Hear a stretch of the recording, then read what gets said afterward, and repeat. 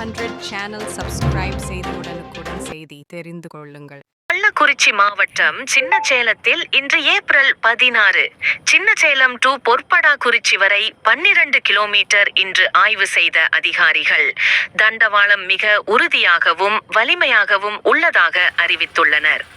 130 kilometre வேகத்தில் சின்னசேலத்திலிருந்து 12 kilometre தொலைவில் பொற்படாக்குறிச்சி வரை கள்ளக்குறிச்சி சின்னசேலம் அகல ரயில் பாதை பணி நடைபெற்று நிறைவு பெற்றுள்ளது. சுமார் 5 நாட்களாக சின்னசேலம் ரயில் நிலையத்திலிருந்து பொற்படக்குறிச்சி வரை இறுதிப் பணிகள் நடைபெற்றது.